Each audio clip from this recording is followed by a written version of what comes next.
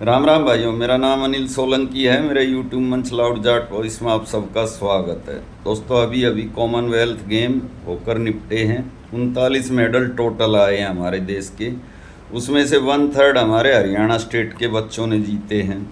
लेकिन हरियाणा को खेलो इंडिया जो पॉलिसी है सरकार की, उसके तहत 60 करोड़ रुपए का एक साल का बजट मिलता है और गुजरात को 600 करोड़ का, यानी हरियाणा से 10% ज़्यादा। और गुजरात से एक भी मेडल नहीं आया है। इसके अलावा 2030 की जो कॉमनवेल्थ गेम की मेज़बानी है वो भी गुजरात को दे दी गई। अब सारे स्टेडियम, सारा इंफ्रास्ट्रक्चर गुजरात में जाएगा। और हमारे देश का खेल मंत्री भी एक गुजराती है, मनसुख भाई मांडविया, जिस गुजरात से किसी खिलाड़ी का बच्चा भी पैदा नहीं होता। तो आपको कुछ सच्चाई आज के वीडियो में मैं बताऊंगा। पहले ही इस देश के दो बड़े पद, प्रधानमंत्री और गृह मंत्री, गुजरातियों के पास है, तो खेल मंत्री भी गुजराती बना दिया गया है। खैर, उनकी मर्जी। लेकिन आपको कुछ सच्चाइयाँ जाननी चाहिए, जो जानना बहुत ही ज़रूरी है दोस्तों। वो हरियाणा जो खिलाड़ियों की नर्सरी है, उस हरियाणा को दबाने के लिए क्या क्या किया जाता है, उसके खेल संस्कृति को मारने की कैसी कैसी साजिशें की जाती हैं।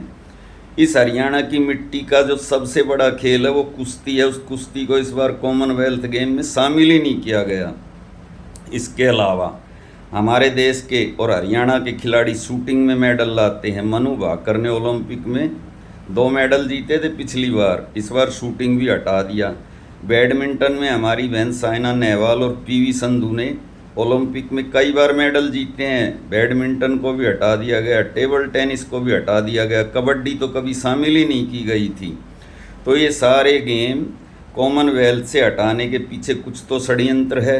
बहुत सारे हमारे हरियाणा के जो पहलवान हैं, जो कुश्ती में अच्छा परफॉर्मेंस कर सकते हैं, उन पर 3-3, 4-4, 5-5 साल का बैन लगा रखा है, ताकि उनकी उम्र ही निकल जाए और वो आगे कुश्ती खेल ही ना सकें। उसमें प्रमुख नाम बजरंग पूनिया का है।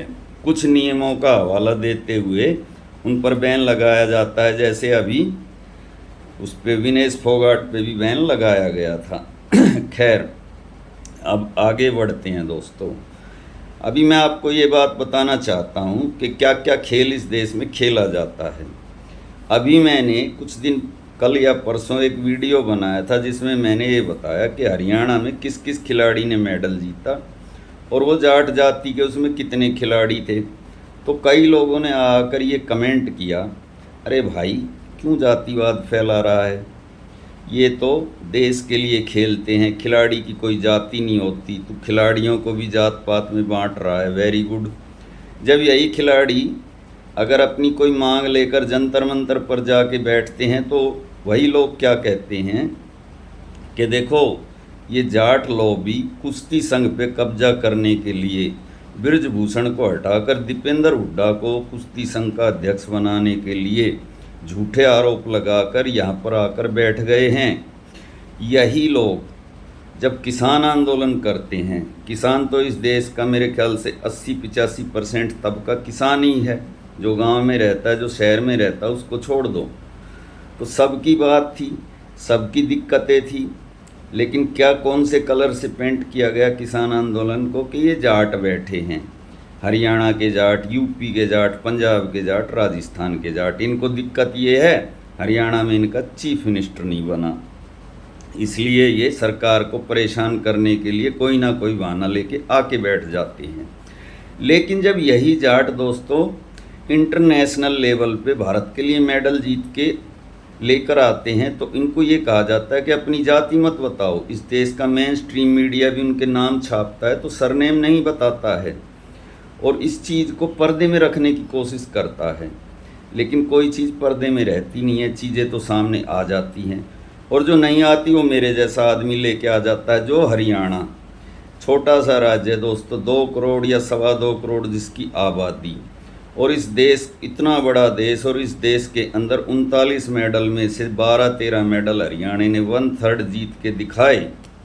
उस हरियाणा को केवल 60 करोड़ रुपए, और जिस गुजरात में मेहुल चौकसी, नीरव मोदी जैसे चोर डाकू जो इस देश का पैसा ले लेकर जाकर लंदन में बस गए, उसको 600 करोड़। उस राज्य का खेल मंत्री मनसुख भाई मंडाविया, उसी राज्य में कॉमनवेल्थ गेम होंगे। राजा का काम प्रजा प्रजा में भेद करना नहीं होता है। ये अटल बिहारी जी वाजपेयी जी ने मोदी जी को बोला था जब ये मुख्यमंत्री थे, वो प्रधानमंत्री थे।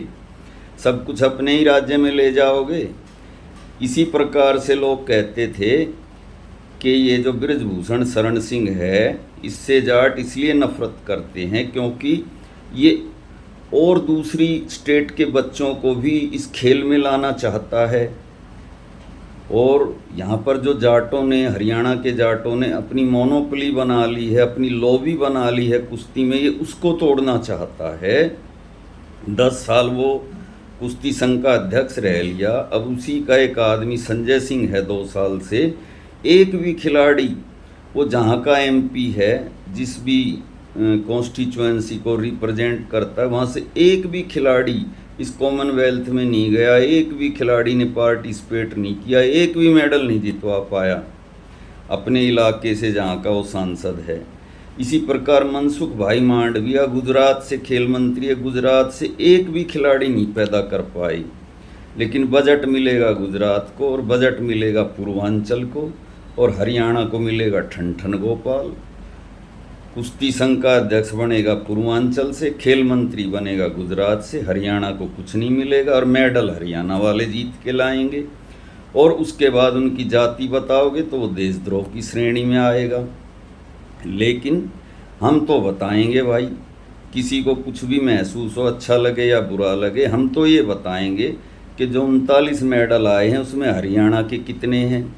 हरियाणा के हैं उसमें दोस्तों, अगर मैं गलत नहीं हूँ तो हो सकता है एक आध नाम मेरे से छूट गया हो, 11 मेडल। और उस 11 मेडल में से 9 जाटों के और 2, एक में राजपूत और एक में रोड जाति का बेटा अपना नीरज चोपड़ा, और दूसरा अपना जो राजपूत जाति का है उसका नाम है यशवीर सिंह तंवर, जिसने जेवलिन थ्रो के अंदर कांस्य पदक जीता है। और नीरज चोपड़ा ने जेवलिन थ्रो में ये अपना रजत पदक जीता है। इसके अलावा जो हरियाणा के बच्चे हैं, साक्षी चौधरी घंगस 51 किलो गांव धनाना बॉक्सिंग में गोल्ड, प्रिया घंगस 60 किलो गांव धनाना भिवानी बॉक्सिंग में गोल्ड, प्रीति पवार 54 किलो गांव बड़ेसरा बॉक्सिंग में गोल्ड, जैस्मिन लबोरिया 57 किलो भिवानी शहर बॉक्सिंग में गोल्ड, सचिन सिवाज 60 किलो मिताथल गांव भिवानी बॉक्सिंग में गोल्ड। यानी ये 5 जो बच्चे हैं, 5 भिवानी के, 5 जाट, और 5 ने बॉक्सिंग में गोल्ड। फिर अंकुश पंगाल 80 किलो भोरिया गांव बॉक्सिंग में गोल्ड, ये हिसार का रहने वाला है भोरिया गांव का। उसके बाद में एक हमारी बहन है शर्मिला धनखड़, उसने F7 शॉर्ट फुट में गोल्ड जीता, छितरौली गांव महेंद्रगढ़ की रहने वाली है दोस्तों। तो इस प्रकार से 7 तो गोल्ड ही हो गए। उसके बाद में और 7 तो हरियाणा के हैं, उसमें से एक हिसार का हो गया, एक महेंद्रगढ़ की होगी, 5 हो गए भिवानी जिले के। उसके बाद में नरेंद्र बरवाल सोरखी गांव हिसार, इसने 90 किलो बॉक्सिंग में सिल्वर जीता। और सीमा काली रमन चरखी गांव चरखी दादरी की, इसने डिस्कस थ्रो में ब्रॉन्ज जीता। अब 2 मैंने आपको बताई, यशवीर तंवर गांव Devsar Bhiwani 85.41 metre javelin throw में कांस्य, और नीरज चोपड़ा गांव खंडरा पानीपत 85.83 जेवलिन थ्रो में रजत। तो ये 11 बालक हरियाणा के थे जिन्होंने मेडल जीते हैं, 39 में से 11। इसके अलावा 4 मेडल और जो जाटों के बच्चों ने जीते हैं अदर स्टेट से, उनके भी नाम सुन लो। अरुंधति चौधरी कोटा राजस्थान की 70 किलो में इसने बॉक्सिंग में गोल्ड जीता। गुलवीर सिंह पूनिया सिरसा गांव जिला अलीगढ़, इसने 1000 मीटर दौड़ में रजत जीता। और गुलवीर सिंह पूनिया ने 500 मीटर रेस में कांस्य, इसने 2 मेडल जीते हैं एक ही आदमी ने। पूनिया इसका गोत है, सिरसा गांव है, अलीगढ़ इसका जिला है। और हरजिंदर कौर संधू ने 69 किलो में वेट लिफ्टिंग में सिल्वर जीता है, इसका गांव महस है और जिला इसका पटियाला है।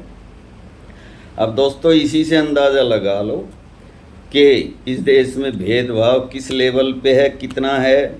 जहाँ पर कोई खिलाड़ी पैदा नहीं होता वहाँ 600 करोड़ का बजट है, खेल मंत्री भी वहीं का है। अगले कॉमनवेल्थ की मेज़बानी भी वो राज्य करेगा और जो पदकों की खान है उसको मिलते हैं 60 करोड़। और इसके अलावा उस खेल से संबंधित कोई आदमी हरियाणा का ऐसा नहीं है जिसको किसी कुश्ती संघ का, किसी खेल संघ का अध्यक्ष या खेल मंत्री बनाया जाता हो। तो दोस्तों, आपका इस विषय में क्या सोचना है, क्या कहना है, कृपया करके कमेंट के माध्यम से ज़रूर बताना। वीडियो अच्छा लगा तो अपने ग्रुप में ज़रूर शेयर करना। मिलते हैं अगले वीडियो में। आपका दिन शुभ हो दोस्तों। और जो भाई मेरी आर्थिक मदद करना चाहते हैं वो कृपया करके इस QR कोड को स्कैन करें।